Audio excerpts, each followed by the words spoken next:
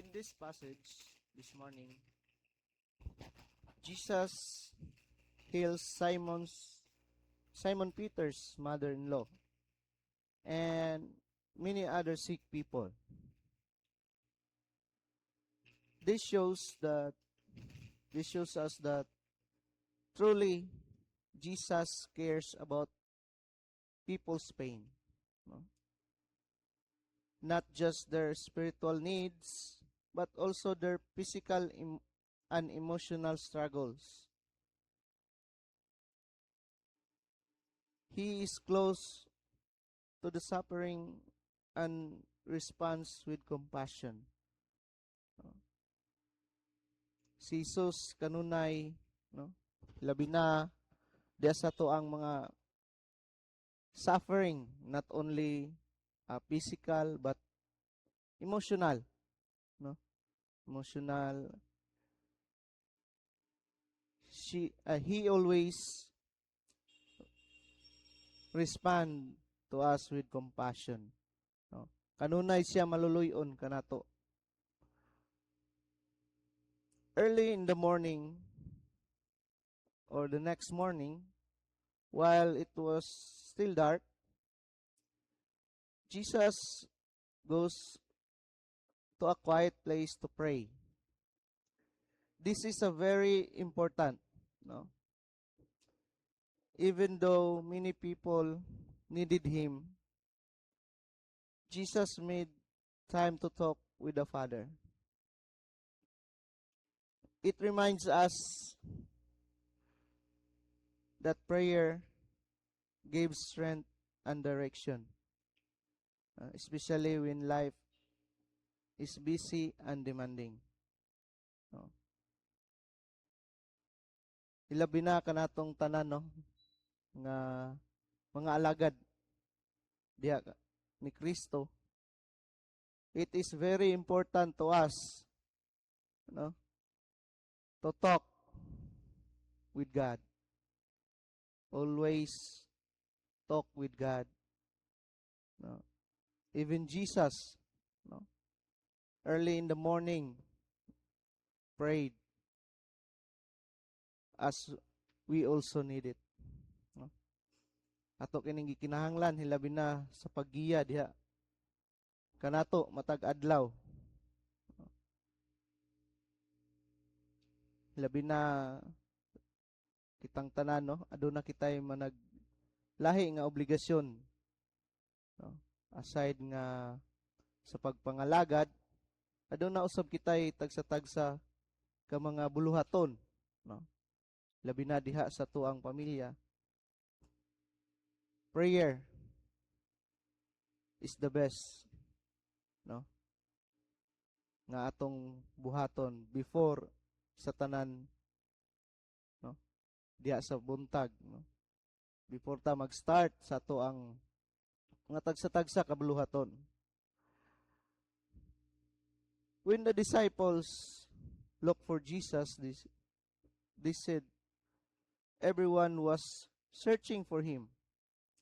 But Jesus chose not to stay on one place. Instead, he went to another towns to preach because that was his mission. This teaches us that doing God's will is more important than popularity or comfort. No, so si Jesus, instead nga magstay only on one place, but he insisted that he want to preach on another town, no? Because it is his mission, no, to preach God's word or preach the good news. No? Dili lamang diha sa iyahang comfort zone, no? Kung asa siya komportable, kundi sa tanan, no? Kita usab giawhag nga dili lamang kita mag-stay sa ato ang comfort zone. Kinahanglan pud nga mugawas kita, no? Aron sa pagsabwag sa pulong sa Dios. Dili lamang kung asa ta gibutang diha ra pud ta, no? We need to reach out others, no? Jesus invite us to trust him with our needs, make time for prayer, and stay focused on our purpose.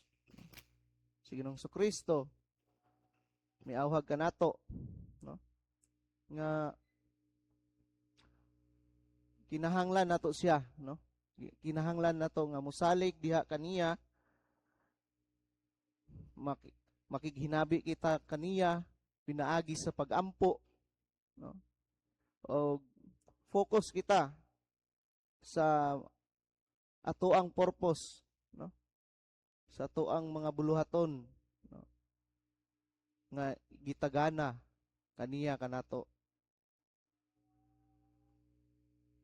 Like Jesus, we are called to serve others, no? Pareha ni Ginoong Kristo, gitawag usab kita nga malagad ngadto sa uban, no? Dili lamang sa tuang mga kaila, no? Sa tuang mga paryente, kundi sa ubang tao usab, no? So labi na sa katong wala pa nato mailhisukad, no? Sa labi na katong mga ubos sa katilingban, no?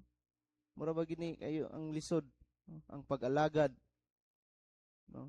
Sa mga ubos sa katilingban, no? Mas dali ta mo alagad sa katong mga kanang mga hayahay, no? Kay hayahay pod ang pero sa mga ubos gani mura og lisod. Pero mao kani ang mensahe ni Ginoong Kristo kanato, no? Nga kay ang maayong balita, no? O ang pulong sa Dios para sa tanan man. But we must stay connected to God to know where He is leading us, no? Aside nga we are called to serve others, no? We must also stay connected with God, no? By our prayers, no? Labi na kita nga mga alagad, no? Gikinahanglan ginato kanunay ang pagampo to lead us, no? Diya sa to ang mga buluhaton o mayong buntag sa tanan.